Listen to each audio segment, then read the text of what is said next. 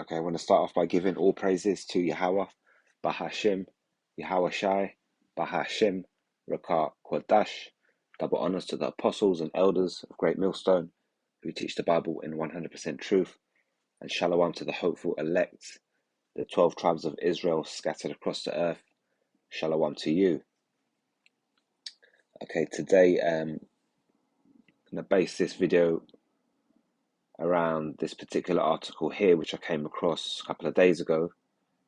This is dated June the 8th, 2022, and this is from Reuters, and it says, in Nigeria's disappearing forests, loggers outnumber the trees. Okay, and this particular article here, I also came across another article here, which is elephant kills 70-year-old woman and then returns to trample her corpse at funeral in India.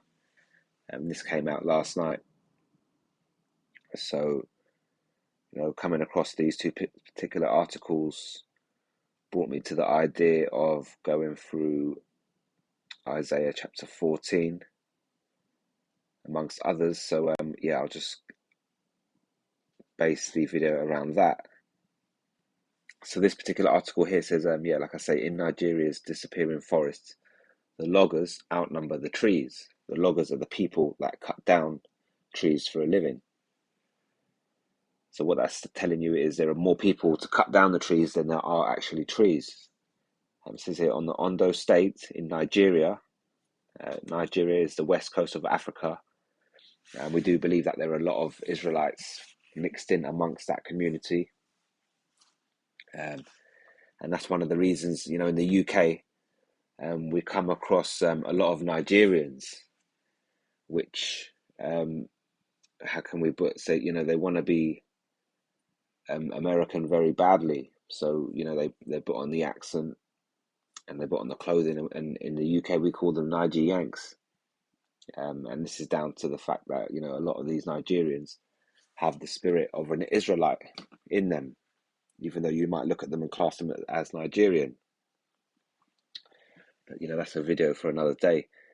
It says here, Nigeria, June the 8th, it says, deep in a forest in Nigeria's Ubud Ipar village, Ebon Tolo Ntuluwa Marigi sized up a tall mahogany tree, methodically cut it down with his axe and machete, and as it fell with a crackling sound, he surveyed the forest for the next tree. Right, and around him, the stumps dotting the swampy forest were a reminder of trees that once stood tall but are fast disappearing to illegal logging in Ondo State, southwest. This is Marigi speaking. It says, we could cut down over 15 trees in one location. But now, if we manage to see 2 trees, it will look like a blessing to us, the 61-year-old father of 2 said. It says at the bottom here, from 2001 to 2021, Nigeria lost 1.14 million hectares of tree cover, equivalent to a 11% decrease in tree cover since 2000, and equal to 587 million tons of carbon dioxide emissions. Okay, so what that's saying is, those trees that have been cut down in the last 20 years in Nigeria, where this particular man is working, account to a total of 11% of the trees in Nigeria. And what that's doing, by the fact that those 11% of trees are now missing off the face of this earth, they're not doing the same job that they were before, which was ultimately filtering the earth. Because what the trees are a filter for the oxygen that we breathe. You breathe out carbon dioxide, and the trees breathe that in, and they filter that, turn that into oxygen, and breathe that back out. And that's how you then have fresh oxygen to breathe in. This is what is known as the ecosystem, provided to us by Yahweh, by Hashem, Yahweh Shai, and manipulated by the Edomites, the people who are in power today, the people who, run the agendas and pretty much manipulate the world to be, if you like, for the world to be manipulated into the way that they want it to be, is for people to live in the way that they want them to live. And so, over the course of the captivity under these Edomites, mainly over the last 500 years or so, you've seen a big decrease in the number of trees, especially in the last 100 years. And so as these trees are being removed, the oxygen in the air is unable to be filtered so easily. And what that's doing is producing carbon dioxide, higher amounts of carbon dioxide, because we're still breathing in and then we're breathing out the carbon dioxide. But now there are less trees to filter that carbon dioxide. Ultimately, that's leaving a higher level of carbon dioxide in the air. And this is, a fault of the Edomites, the banking elites, the Illuminati, the ruling class, the one percenters, who, whatever you want to call them, the people who have manipulation over the worldwide agendas, is pretty much down to them, because they are the ones who have set out the world to be the way it is at the minute. And for example, the method of extracting oil from the ground to use as gas, this is pretty much down to them. This is the energy source that they've decided to use upon this earth, and they've charged us money for it and made an extortionate living out of it. And there are other things that are going on this earth, drilling down to take nutrients and minerals out of the ground, as well as genetically modifying vegetation. And this is things that have been taken on, mainly in high number over the last 20 years or so.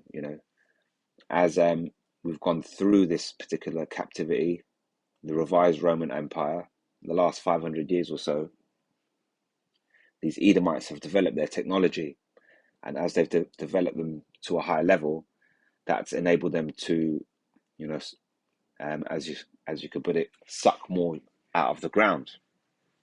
And slowly, what they're doing is they're destroying the eco balance of the earth and the way it was made. And at the same time, they're complaining to you about it now, saying that there's climate problems going on, and they're order out of chaos. These people who run these agendas, they like to create order, their order out of chaos, and this is part of it. They've created chaos in terms of the world ecosystem, and now we have a problem where we have high levels of carbon dioxide in the air. What they're going to be telling you very soon is that we need to reduce these levels, and they're going to use that type of chaotic understanding of climate change and what's really going on, and they're going to try to come with the order to restrict your movement and restrict what you're allowed to consume and to have. And they're going to do that by invoking Revelation, the prophecy of Revelation 13:15 on down, the RFID chip, the microchip. Ultimately, they're going to issue you with a microchip in order to track you and monitor you. And with that, you will only have access to certain amounts of things within society.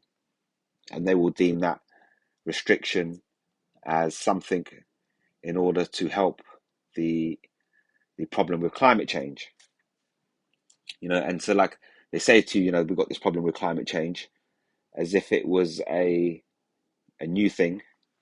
But ultimately, these scriptures have spoken of this climate change thousands of years ago. So this is nothing new. This is something that was spoken of thousands of years ago. We're just now at the point where we're seeing it develop. And like I say, this prophecy of climate change is pretty much down to the Edomites, and they're destroying the natural function of the earth. At the same time, they're going to be using that excuse to say to you, we need to monitor you and what you use to reduce your carbon footprint. So that's something to look out for. But at the minute, we're concentrating on the actual destruction of the earth, and the way that they've pretty much got it in a really bad state. Carrying on here with this article, this log on Marigi, it says here, during the time of our forefathers, we had big trees, but sadly, what we have now are just small trees, and we don't even allow them to mature before we cut them. Cutting down trees for logging, opening up farmland, or to feed energy demand for a growing population is putting pressure on Nigeria's natural forests. So, what you're seeing is you're seeing the forests of Nigeria being destroyed, the same way that we're seeing the rainforests of the Amazon being destroyed. And the reason why I thought this article was quite interesting is because we hear a lot about the Amazon rainforest, but we don't hear so much about the other forests around the world which are also being destroyed by Esau. Ultimately, you can feel sorry for this particular person, this logger, because he's struggling to earn a living, but he's part of a system which is destroying the function of this earth, and that system is put into place by Esau, these Edomites. And yeah, these guys are doing illegal logging, so they shouldn't be doing it there. But the system is set up by these Edomites, with loopholes, and it's ways for them to manipulate and make more money than they should. Initially these Edomites will set up a legislation and they'll set guidelines with it, and they'll say, look, this is what we're going to do, and these are the guidelines that we're going to follow. But ultimately, a lot of the time they break these guidelines, or they manipulate them, and put people into positions to work with them to make use of these loopholes. So ultimately, this all comes back down to the Edomites. This whole system is set up by them, and we could easily be living in a much more eco-friendly earth, a much more eco-friendly environment. They could have given us electric cars from a long time ago, but they decided not to. They decided to keep making the money out of oil. But now they're obviously getting to the point again where they want to implement this Revelation 13:15 on down, this RFID chip. They want to pretty much put you up on the Internet of Things, and they also want to put your car up on the Internet of Things. So with that, now they're going slowly pricing out fuel, which is something that you're seeing going on at the minute. And eventually, they're going to squeeze you over to electric cars. So you will be monitored, and eventually your car will be driven autonomously. And this is all to remove control from you and give it back to them, the people in power, these banking elites, people like the Rothschild, just as one example, if you're new to this. But yeah, this is the forest that this particular person has been working in, and this is a forest that has now been flooded. But you can still see that the remains of the trees which were once there have now been cut down, where this particular man is working. And at the bottom it says, Logger Marigi 61 paddles his logs out of the flooded forest floor onto the river in Ipair, Ondo State, Nigeria. So this is where this particular man is. As you can see, the trees are being taken away. Now, like I say, this particular article here reminded me of Isaiah chapter 14. I've spoken of it before, and I thought I'd start at the top here. Isaiah 14:1 it says, for the Lord will have mercy on Jacob. Here, the Lord, all capitals, which is Yahweh, will have mercy on Jacob. So for those of you that are new to this, sometimes you hear us talking about Jake. When we say Jake, we're pretty much shortening the word Jacob. And when we talk about Jake, we're talking about the descendants of Jacob, which are the chosen children of Israel, aka in the Hebrew known as Yasha Allah, Prince of the Power. And it says how, for the Lord will have mercy on Jacob and will yet choose Israel and set them in their own land, and the strangers shall be joined with them. The Israelite foreigners that look like other nations, that are living in other nations, will be joined with them, and they shall cleave to the house of Jacob.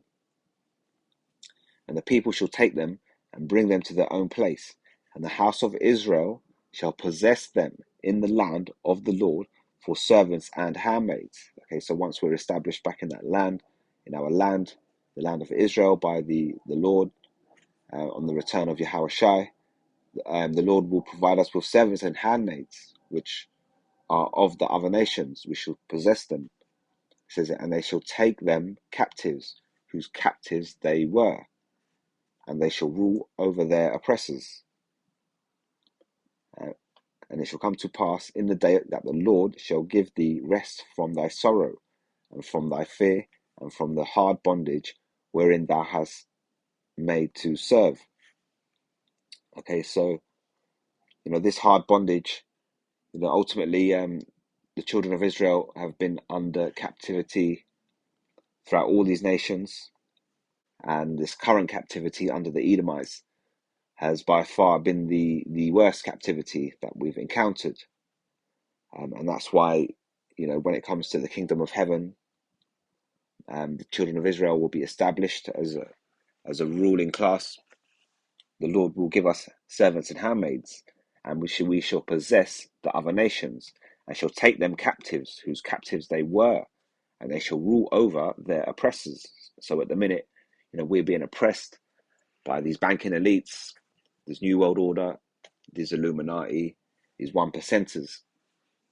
But come the destruction of Babylon the Great and World War III, these particular ruling elites will be spared death and will survive according to prophecy in order for us to take them into captivity into the kingdom of heaven. And then the rest of these Edomites will be reborn under them as their children and will serve captivity. The bottom it says, it shall come to pass the day of the Lord that shall give thee rest from thy sorrow and from thy fear and from the hard bondage wherein thou wast made to serve. Okay, so this is what we're looking for. We're looking for a rest from thy sorrow, from the fear, and from the hard bondage which we have served. Once we reach the kingdom of heaven, that's when we're really into the time of rest. But at the minute, we've been given comfort by these scriptures, and that comfort is starting to, put us at ease, and it's the starting process of this rest. To rest, first, once you're, if you're feeling alarmed, shall we say, and you want to rest, the first thing you need is comfort. And then once you're comforted and you calm down and you start to breathe at a better pace, and then you gain understanding, and then the Lord comes back, and then we can rest. So this is part of that process. It says here, but the Comforter, is John chapter 14 and 26, but the Comforter, which is the Holy Ghost, whom the Father will send in my name, the name of Yahushai.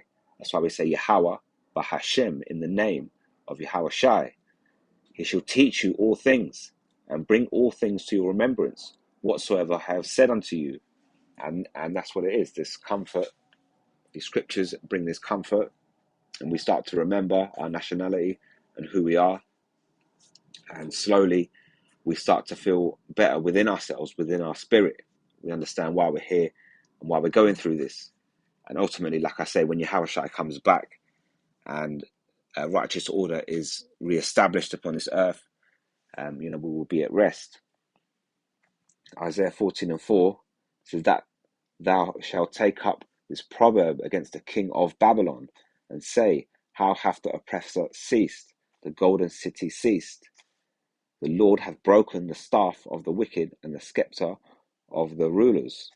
Okay, so, this is a proverb that will be taken up by us in future, saying Babylon, which is America, and say, how hath the oppressor ceased? The golden city ceased. So this is referring to the destruction of Babylon the Great.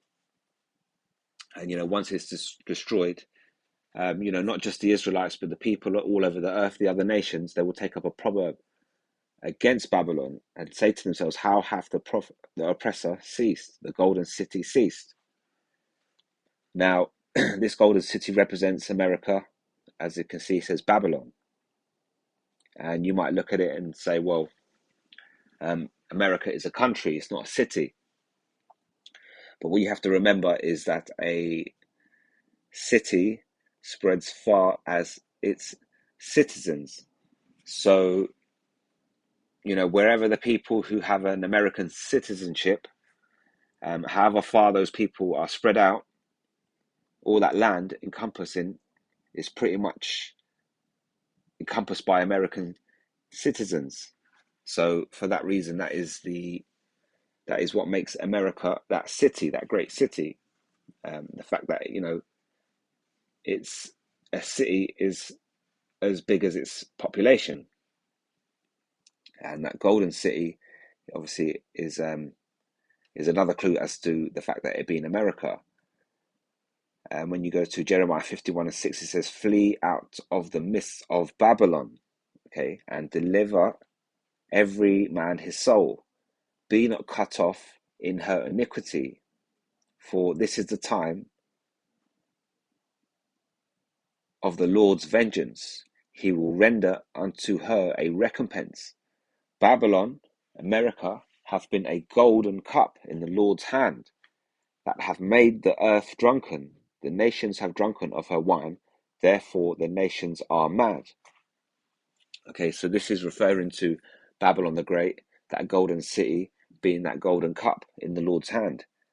And the Lord used this to make the nations drunk upon, spiritual philosophies and lies. And with that, this is why every nation on the earth is following the ways of America, Babylon the Great, and this is what ultimately makes this a wicked world to live in. Like we keep telling you, the Edomites are in power.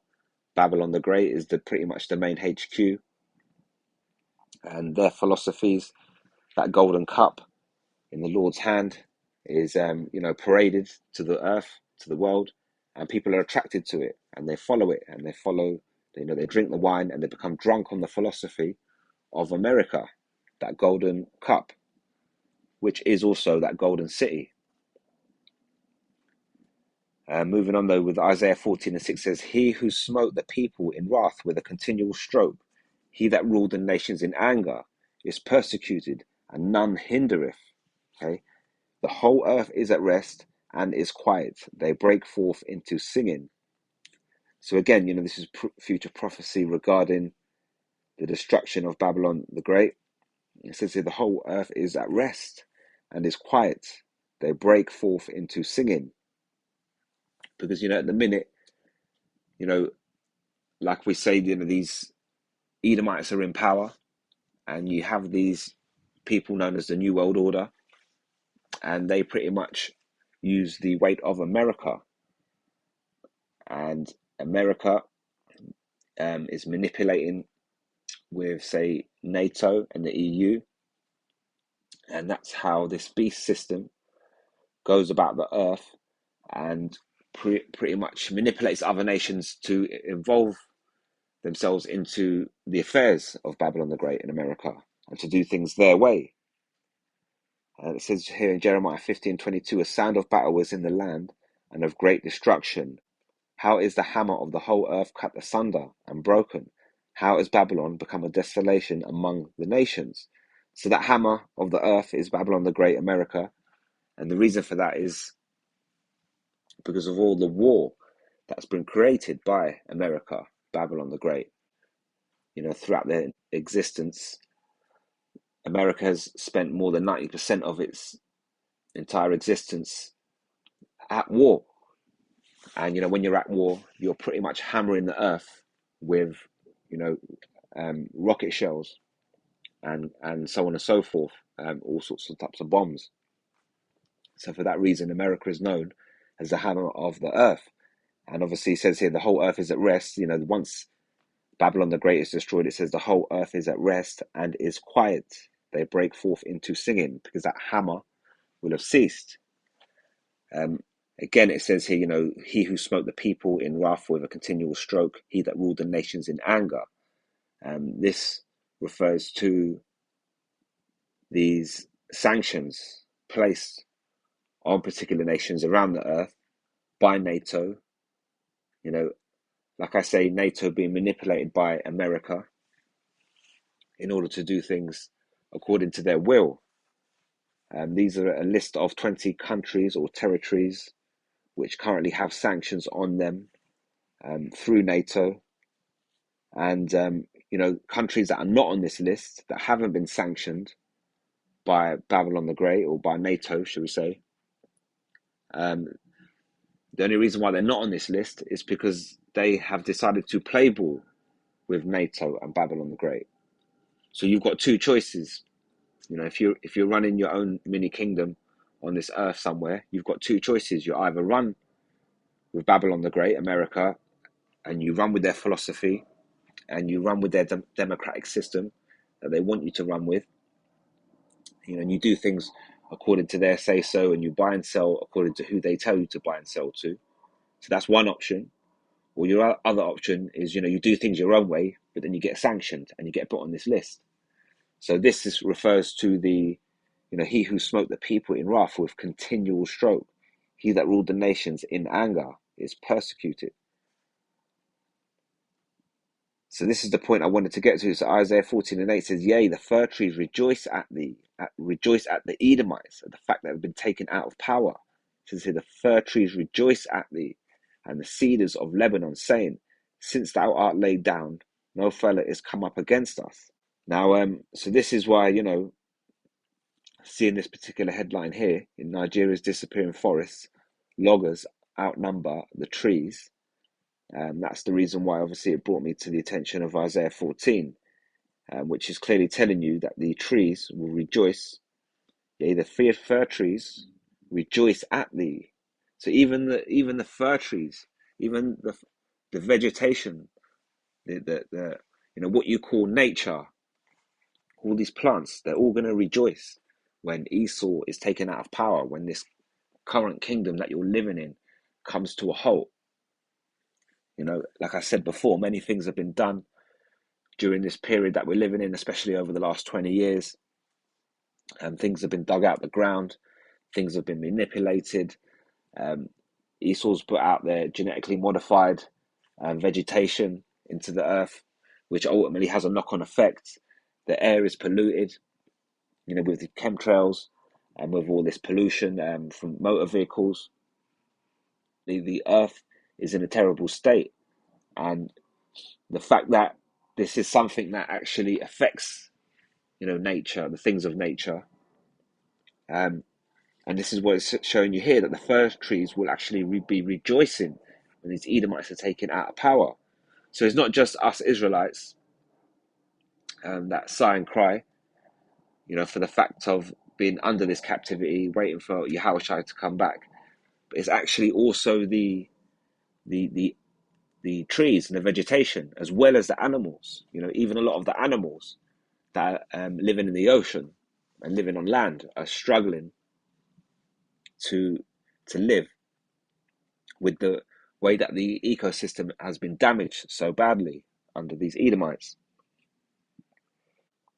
Now, when you jump further down the chapter to Isaiah 14:19, it speaks again about the Edomites. It says, "But thou art cast out of thy grave like an abominable branch, as the raiment of those that are slain, thrust through with the sword, that go down to the stones of the pit, as our carcass trodden under feet." So this is a description. Now this is future prophecy regarding Esau and all his descendants, known as the Edomites. And it says here, "But thou art cast out of thy grave like an abominable branch." And so this reminds me of Ezekiel chapter 17, and speaks of the high tree and the low tree. And this is Ezekiel 17:24, and it says, "And all the trees of the field shall know that I, the Lord," and all the fields represent all the nations, "will know that I, the Lord," all capitals Yahweh, "have brought down the high tree," which is the Edomites, Babylon the Great, "and have exalted the low tree," the Israelites, starting with the tribe of Judah, and eventually leading on with the other tribes, and the 12 tribes scattered across the earth have been exalted. This is what's happening now through this word. Slowly we're starting to be exalted, and that exaltation will be complete once we're established as ruling government across this earth. Reading it again, it says, "And all the trees, all the nations of the field shall know that I, the Lord, have brought down the high tree, Babylon the Great, headquarters of these Edomites, and have exalted the low tree, the Israelites, Jacob, and have dried up the green tree, the Edomites, and have made the dry tree to flourish. Jacob will be flourishing. I, the Lord, have spoken it and have done it." Now, I mentioned the animals which are suffering, not just the trees, the vegetation, but also the animals are suffering in this time, living under the Edomite rule. And again, I came across this article here. It says here, the world's biggest ocean garbage patch is 3 times the size of France, but can't be seen. This is dated 8th of June 2022. It says here, the world's biggest ocean garbage patch is estimated to be 3 times the size of France, according to leading sampling and research. But where is it? What is it made up of? And how did it form? And that article pretty much goes on to, try to answer these questions.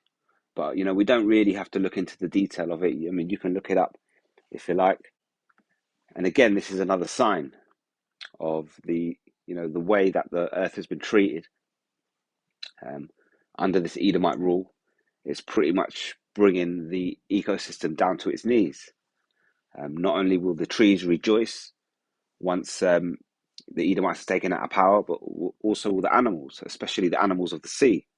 Because don't forget, they have garbage and all sorts of waste thrown into the sea, which ruin their environment, but they can't travel anywhere else to get away from it.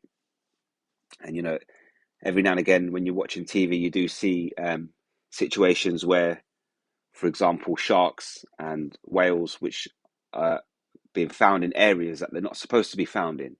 It's because what they're doing is they're migrating away from their original areas where they inhabited, and it's because the areas are becoming polluted, and the oxygen levels are low for them to breathe.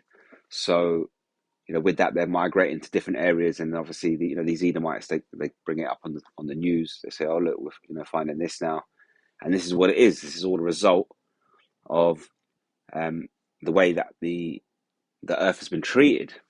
Like I keep saying, especially in the last 20 years, 20 to 50 years, there's a lot of pollution gone out, and there's a lot of abuse of nature which has been going on. This is causing things like earthquakes, and this is part of the reason. Yahushua says just before he comes back, you will notice earthquakes in diverse places, and part of this is because of the way that the earth has been treated. The earth is pretty much ready to break. It's at a breaking point, the same way that we're at a breaking point. That the trees and the animals feel it the same way we feel it. That's why the scriptures say they will rejoice. What the scriptures also say about you is that you will rejoice when Yahushua returns. And again, the earth, when you look up situations with the land itself, this is what I came across regarding the Alps. It says here that absolutely massive consequences of climate change in the Alps are visible from space, reveals new research. And global warming is having a particularly pronounced impact on the Alpine region, say Swiss scientists, as just like the Arctic, the mountain range is turning green. Researchers from University of Lausanne and University of Bâle use satellite data to show that vegetation above the tree line has increased in nearly 80%. The mountain's famous for ski holidays. Okay, so this place is famous for people to go there to go skiing. But just like the icebergs are melting in the North and South Pole, you also have the ice melting from the top of the mountains in the Alps. So things are changing quite drastically and quite rapidly right before your eyes. It says here, now the reduction in snow cover is already visible from space, but that is by no means the biggest change. Working with colleagues in Finland and Holland, the Swiss researchers investigated the change in snow cover and vegetation using high-resolution satellite data from 1984 to 2021. Plant biomass above the tree line increased in more than 77% of the observed area during a study period. The researchers say that the phenomenon known as greening is already well documented in the Arctic. And so, again, they just pretty much go on to discuss the matter. And this is again a big issue. You know, normally we come out here and I break down these scriptures and we talk about the Israelites, the saints that sigh and cry and waiting for the return of Yahushua. But right now I'm breaking down the fact that the land, the animals, and the trees and the vegetation are all sighing and crying the same way we are. And this is all down to this Edomite rule. Now, when you go to Isaiah 24:3, it says, "The land shall be utterly emptied and utterly spoiled, for the Lord hath spoken his word. The earth mourneth and fadeth away, the world languish and fadeth away, the haughty people of the earth do languish. The earth also is defiled under the inhabitants thereof, because they have transgressed the laws, changed the ordinance, broken the everlasting covenant. Therefore hath the curse devoured the earth, and they that dwell therein are desolate. Therefore the inhabitants of the earth are burned, and few men are left." So when it says, "Therefore the inhabitants of the earth are burned, and few men are left," this is referring to the destruction, up and coming destruction in World War III, because there's going to be a great reset of the earth, as well as a great reset of government. At the minute, these Edomites are trying to give you the Great Reset, which is the fourth industrial revolution of their particular empire. But that Great Reset is actually going to be its destruction. With the actual destruction that's going to take place, there's going to be a resetting of the earth, and a resetting of government. And, with that, the inhabitants of the earth will be burned and few men will be left. But, above that, he says, "The earth is defiled under the inhabitants thereof." And that's what you're seeing the results of now. The fact that there is snow is melting, from the Arctics as well as the Alps. This is the land that has been defiled under the inhabitants thereof, because they have transgressed the law, changed the ordinance, broken the everlasting covenant. Okay, so ultimately this starts off with us, the fact that we haven't followed the laws and commandments. We turned away from our power, the Most High Yahweh, Bahashim Yahushai. Initially we turned away from him, and with that he turned away from us. He gave us up to these other kingdoms, and we've been under rulership of these other kingdoms ever since. And with the fact that these laws have not been kept, and then eventually Esau's come into power, these Edomites, and they've decided to change ordinances. And with that, it's a whole accumulation of the downfall of the state of the earth. It starts off with us not following the laws and commandments, the Most High then giving us up to the other nations and their laws and their ways, and then Esau coming into power and taking it to the maximum.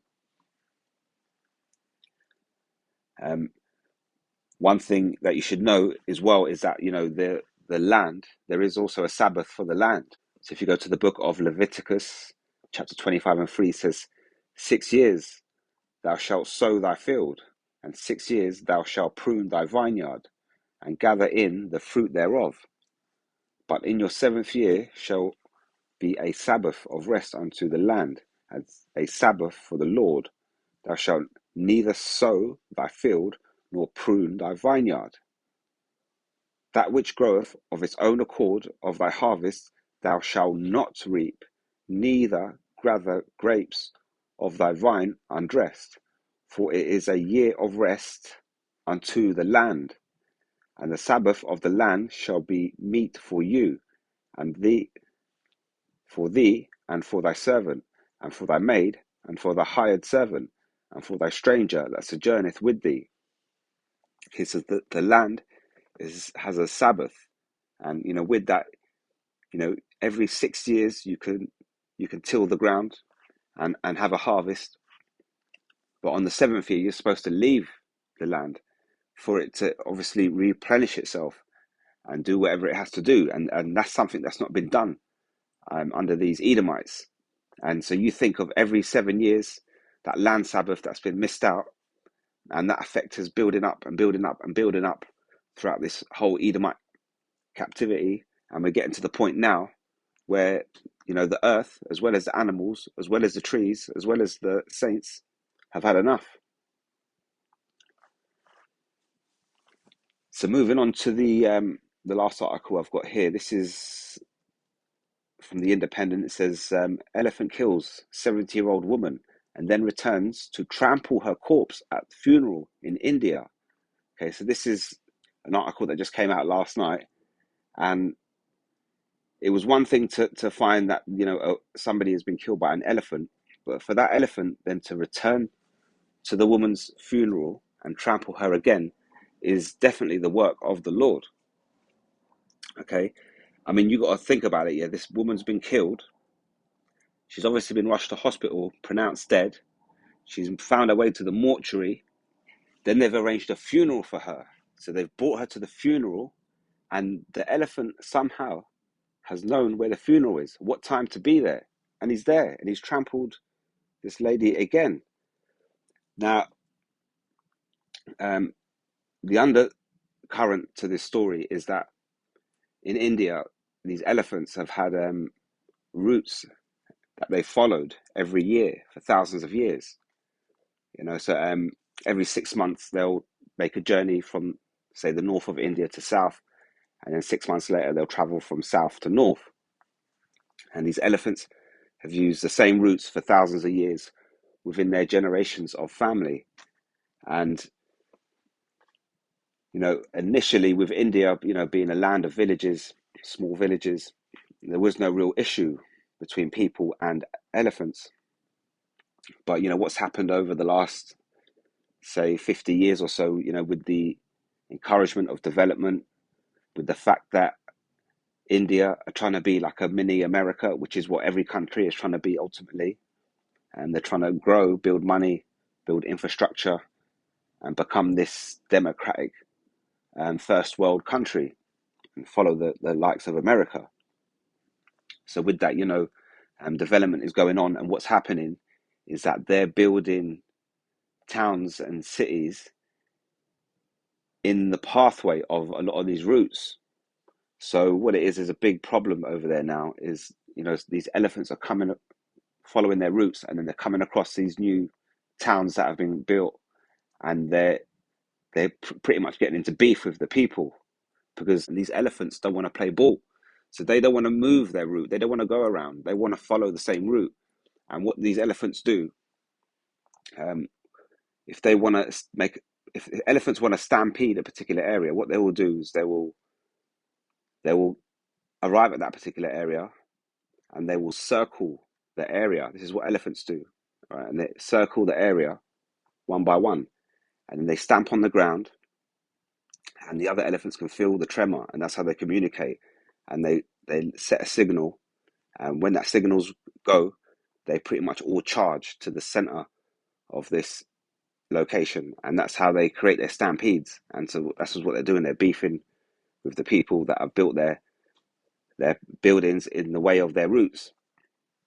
So this is a big thing. But like I say, what I found amazing is the fact that this elephant has tracked down her a second time at her funeral. This is the work of the Lord. It says it, an elephant in eastern India killed a 70-year-old woman and then returned to her funeral to trample her corpse. The incident occurred in Odisha state on Thursday, police said. Maya Marumu was at a tube well drawing water in Marubanji's district, Raipal village, when the wild elephant appeared out of nowhere. So this woman is pretty much drawing water out of the well, and all of a sudden this elephant's just appeared. Authorities said it had strayed from Dalmor's Wildlife Sanctuary, nearly 200 kilometers from this location. So this elephant has broken out of its wildlife sanctuary and pretty much traveled 200 kilometers down the road to come across this woman. And after being trampled, Mrs. Muru was taken to hospital where she died from her injuries.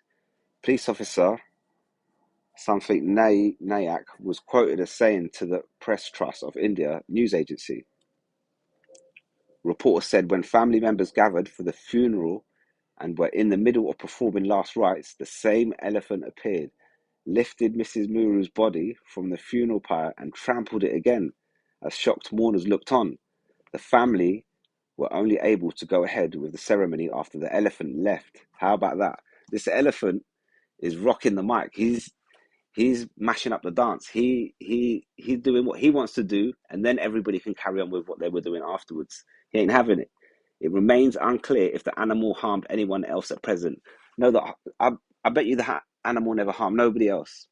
The animal came with a mission, man. It traveled 200 miles, 200 kilometers to find her. It beat her up. She went hospital, back to the funeral. It returned and it bust up the dance. Conflicts between elephants and humans are a common occurrence in Odisha. Intense industrial activity in the mineral-rich state has increased human encroachment in animal habitats, increasing the chance of encounters. So this is what it is. This is what it comes down to. You see, the animals ain't happy, just as well as the trees, just as well as the fish in the ocean. The air's unfiltered, and these are all the problems being created by Esau and the philosophies. You know, Esau is that golden cup. These Edomites, Babylon the Great, is that golden cup, is that ultimate way of life. And these other nations are following it.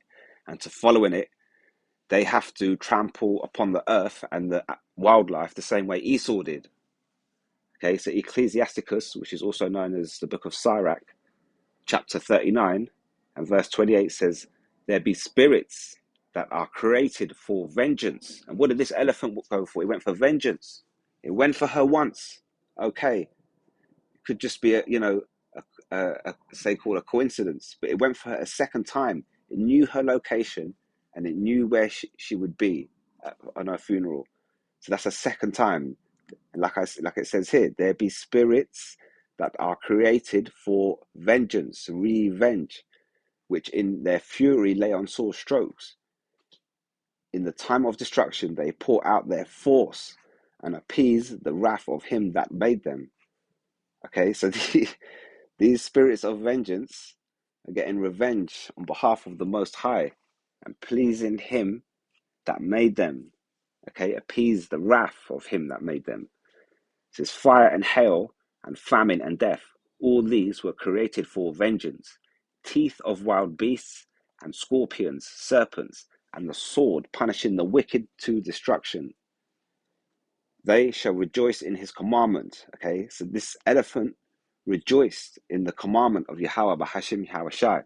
The spirit showed him where to go, the second time, and the spirit of vengeance that was upon the animal rejoiced. You know, don't forget Yahweh Bahashim Yahushai gives you good and evil, not just good. A lot of people in this world, they say, oh, God is love. Yeah, but God is not one-dimensional. He's multi-dimensional, so he can do everything. You know, how is it that you're able to love and you're able to hate as a human being, but you're telling me God can only love? So what? You're better than him. You have more dimensions to your personality than he does. That doesn't make sense. God is not just love. He's everything else, including hate and evil and anger. Okay? It says, they shall rejoice in his commandment, and they shall be ready upon earth. That elephant was ready when need is. And when their time is come, they shall not transgress his word. Therefore, from the beginning I was resolved, and thought upon these things, and have left them in writing. All the works of the Lord are good, and he will give every needful thing in due season. So I hope that was edifying. I'm going to leave it right there. Until next time, I'm going to say all praises to Yahweh, Bahashim, Yahushai, Bahashim, Rakah, Quadash. Until next time, Shalom.